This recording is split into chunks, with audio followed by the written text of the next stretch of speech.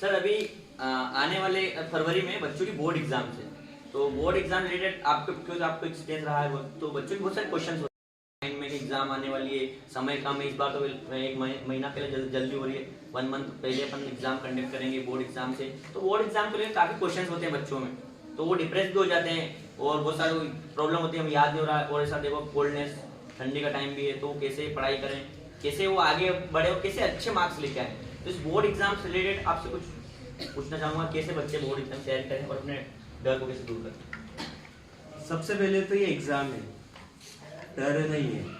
और जो डर गया ना, हमने देखा जो डर गया वो मर गया, ठीक है ना। तो डरना तो है ही नहीं। दूसरी बात, यदि आप लोगों के कोई डाउट्स हैं तो सीधे अपने टीचर से कांटेक्ट करें, कांटेक्ट में रहे, उन्हें सारे डाउट क्लियर करें, उनसे मिलकर डाउट क्लियर करें पहले तो डर खत्म हो जाएगा।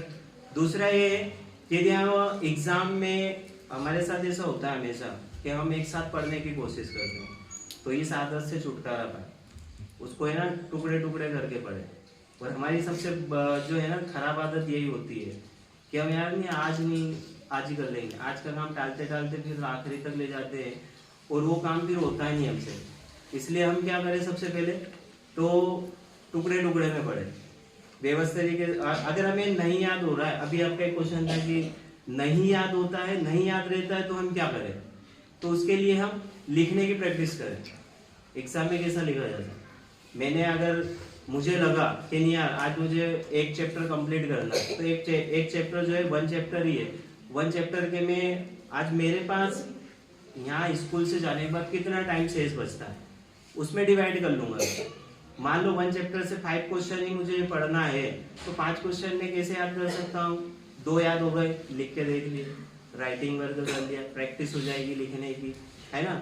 तो ये चीजें भी हम करें, खुद से करें। अगर मान लो ऐसा है कि नहीं मेरे घर में कोई पढ़ा लिखा नहीं है वगैरह, तो क्या करूं, मुझे कौन हिंट दे, तो मैं आपको बता रहा हूँ, सीधा सा है। आप चैप्टर लीजिए, प्लानिंग करिए, प्लानिंग करने के बाद उसे क्या करें, लिख के देख लीजिए, याद हुआ कि नहीं हुआ, खुद से, तो खुद ही चेक कर लीजिए। अगर ये हम करते रहे तो हमारे साथ जो डर बना रहता है ना, अरे यार मैं पास हो पाऊंगा कि नहीं, तो सारा डर खत्म हो जाएगा। क्योंकि हमें जो है पढ़ाई के प्रति जो है रुचि बढ़ने लग जाएगी, इंटरेस्ट आने लग जाएगा, तो वो सारी चीजें क्लियर हो जाएगी। दूसरा, किसी चैप्टर में आपको कोई डाउट्स है तो हम ऐसा नहीं कि यार मैं किससे पूछूं, सर से पूछूंगा, डर लगेगा, नो, फ्रेंड से पूछ लीजिए।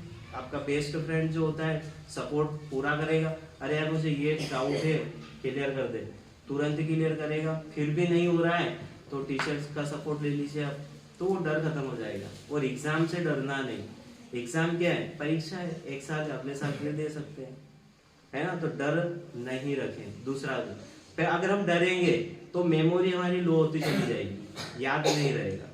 तो बिल्कुल लीडर होके, और जो भी टेस्ट वगैरह चलते हैं स्कूल वगैरह में है, तो वो टेस्ट में आप ये कोशिश करें कि मैं अपना 100% दूं।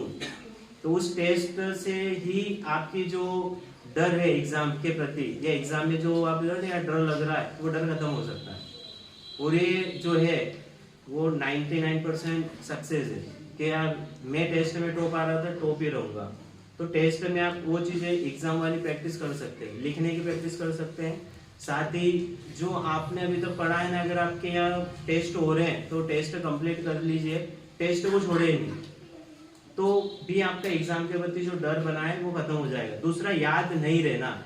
याद कब नहीं रहता है, तो हमें जो पढ़ने के तरीके हैं उन्हें चेंज करिए। फर्स्ट, यदि हम लोग पढ़ रहे हैं, टीवी चल रही है, मोबाइल चला रहे हैं, पढ़ते जा रहे हैं, दोनों काम एक साथ कर रहे हैं, तो ये छोड़ दीजिए।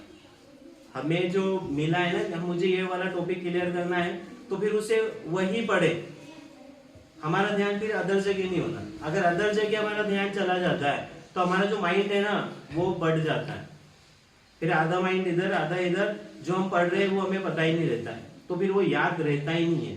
तो हमारे साथ सबसे बड़ी प्रॉब्लम यही रहती है कि हम एक साथ 2 काम करने की कोशिश करते हैं, दोनों नहीं होते, तो हम एक ही काम करें। और दूसरा, पढ़ाई करने का कोई निश्चित समय नहीं होता। जब अंतरात्मा बोलने लग जाए ना क्या मुझे ये वाला टॉपिक क्लियर करना है, तो फिर पढ़ना स्टार्ट कर देना चाहिए। फिर वो रात की 1 बज रही हो या दिन के 4 बज रहे हो या शाम के 7 बज रहे हो, कोई फर्क नहीं पड़ना। बस अंतरात्मा से आवाज आनी चाहिए कि नहीं यार मुझे पढ़ना है, टॉप करना है, तो फिर आप पढ़िए। फिर ये नहीं है कि किसी का फोर्स आएगा, पापा बोलेंगे कि नहीं अब पढ़ना ही है, टीचर ने बोला ये तो कंप्लीट करके ही आना है मुझे, तो वो वाला डर भी खत्म हो जाएगा। जब अंदर से अंतरात्मा बोलने लग जाएगी ना आप लोगों की, तो फिर ये सारा डर खत्म हो जाएगा। पढ़ाई का डर खत्म हो जाएगा, दूसरा एग्जाम को लेकर डर खत्म हो जाएगा, तीसरा याद नहीं हो रहा है वो चीजें भी कभी खत्म हो जाएगी, याद होने लग जाएगा। आप ये चीजें ट्राई करके देखिए ना। तीसरा, पर डे की प्लानिंग करके चलिए तो आपका डर बिल्कुल खत्म हो जाएगा। पर डे आज मुझे क्या करना है, कागज पर बनाइए, लिखिए उसे अच्छी तरीके से, जो जो कंप्लीट हो जाता है उस पर राइट लगाते जाइए, तो भी आप 99% सक्सेस हो जाओगे टॉप आने में और टॉपर बनने में। टॉपर कोई ऐसा नहीं होता है कि वो अलग से ही जन्म लेता है, आप लोगों के बीच में आपका ही दोस्त होता है। पर ये कि वो जो पढ़ाई करता है वो एक तरीका होता है, एक तरीके से सिस्टमेटिक तरीके से करता है, प्लानिंग बना के करता है। और हमें आज ये पाठ कर लिया, कल भी वही पाठ पढ़ लेते, परसों भी वही पाठ पढ़ लेते, तो हमारा जो है फिर छूटना स्वाभाविक है, सिलेबस छूट जाता है। इस वजह से हम क्या करते हैं, टॉपर हो ही नहीं पाते। और तीसरा, टॉपर की एक निशानी होती पता है, सिंपल से एक निशानी होती, वो सारे काम मैनेज करके चलता है, प्लानिंग के साथ चलता है। तीसरा, लिखने की प्रैक्टिस काफी करता है, लिखने की प्रैक्टिस काफी करता है। एक शायद 17-18 की बैच में एक स्टूडेंट था, और क्या नाम उसका, लोकेंद्र सिंह करके, वो उसका यही क्वेश्चन रहता है, सर याद नहीं रहता है, पढ़ता खूब याद नहीं रहता है। तो फिर उसने खुद से टीचर का सपोर्ट लिया, थोड़ा सा टीचर के साथ थोड़ा सा फ्रेंडली, क्योंकि हम लोग डरते हैं टीचर के प्रति, टीचर से कोई क्वेश्चन पूछने में डर लगता है, तो वो हटा दीजिए डर, टीचर से बिल्कुल फ्रेंडली व्यवहार करके क्वेश्चन पूछिए, सर ये वाला टॉपिक मुझे जो है डाउट में है, क्लियर नहीं हो रहा है।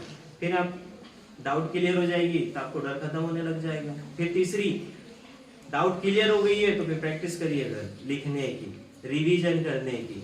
आप जब तक रिवीजन नहीं करेंगे तो ये सारी चीजें आपके साथ बनी रहेगी, ठीक है ना। तो लोकेंद्र सिंह का मैं इसलिए बता रहा हूँ क्योंकि देखा जाए ना तो वो शायद हो सकता है कि बहुत ज्यादा प्रैक्टिस करने के बाद ही वो टॉपर बना, क्योंकि वो हर एक चीज को लिख के देखता है। क्वेश्चन है याद हो गया, एक बार लिख लूं। कोई मैथ्स में अगर कोई सवाल कर रहा है तो वो फिर क्या करता है, एक बार रिवीजन करा, नहीं समझ में आया, दूसरी बार करा, फिर भी नहीं आया, तो फिर सर से पूछ लेता था कि सर ये वाला क्वेश्चन मेरा डाउट में है, तब क्लियर करो। तो क्लियर करने के बाद फिर 4 बार 5 बार रिवीजन कर लेता था, तो वो उसे परफेक्टली याद ही हो जाता था, यूं मान के चलिए, ठीक है ना। तो इस प्रकार भी हम कर सकते हैं, ठीक। आप में से अगर किसी का क्वेश्चन हो तो पूछ सकते हैं। हाँ, आप में ऑडियंस में कोई पूछना चाह रहा, कुछ क्वेश्चन आप कुछ क्यूरी हो तो आप पूछ सकते हो ना। थैंक यू सर, आपने बहुत अच्छा जवाब दिए। अभी काफी मतलब डाउट्स क्लियर हो गए भाई स्टूडेंट्स के, क्योंकि बहुत सारे ये डाउट्स रहते हैं सभी स्टूडेंट को।